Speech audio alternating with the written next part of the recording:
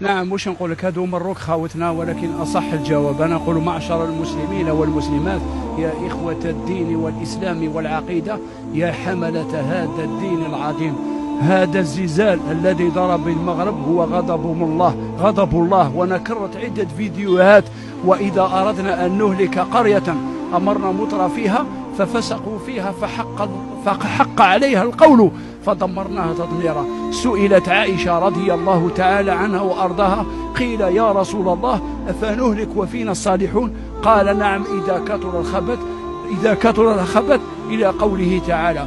وهذا المغرب يعني كان شرك بالله، ومعروفة أغادير باللواط والسجود يعني لغير الله، هذا غضب من الله. والذبح مولاي شرك بالله، علاه هناك الفسق، شرك بالله، الخرافات، اللواط، الفسق، البدع، الخرافات، وكفر بالله عز وجل. ربي غاضب علينا. لازم الرجوع إلى كتاب الله وإلى سنة رسول الله وفهموا على النهج السلف الصالح. عندنا العبرة في الأنبياء، عندنا العبرة في نوح، في إدريس، في إبراهيم، في قوم لوط، في قوم إسماعيل، إسحاق، إبراهيم، يوسف، سليمان. عندنا العبرة في الأنبياء. لقد كان في قصصهم عبرة لأولي الألباب، ما كان حديثا يفترى، ولكن التصديق الذي بين يديه وهدى ورحمة لقوم يؤمنون.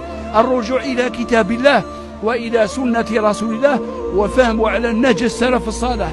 ربما المشاهد يقول كارثة، هي ماشي هذه كارثة. عندنا العبرة في الأنبياء هي الرجوع إلى كتاب الله وإلى سنة رسول الله وفهموا على النهج السلف الصالح.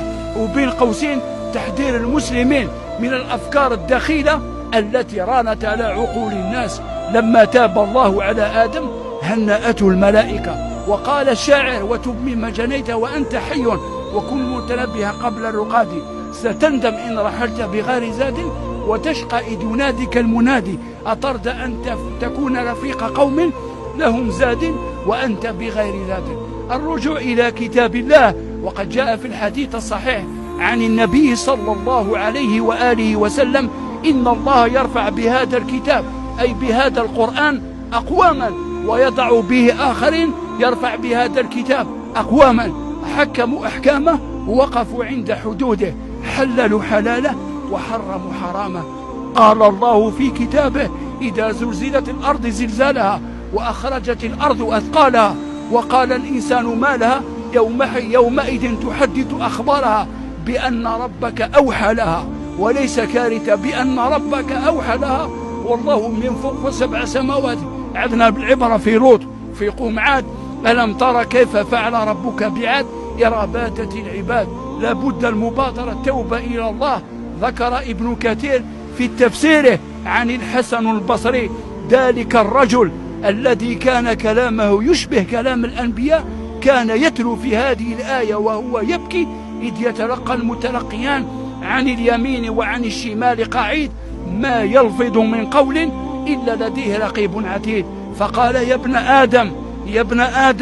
ابن آدم بسطت لك صحيفتك ووكل بك ملكان كريمان، أحدهما عن يمينك والآخر عن يسارك، فأما الذي عن يمينك فيحفظ حسناتك، وأما الذي عن يسارك فيحفظ سيئاتك، فاعمل ما شئت، اقلل أو اكتر، حتى ما إذا مت قويت لك صحيفتك وجعلت في عنقك حتى تخرج يوم في قبرك، فعند ذلك يقول الله عنك: وكل إنسان ألزمناه طائره في عنقه ونخرج له يوم القيامة كتابا يلقاه منشورا.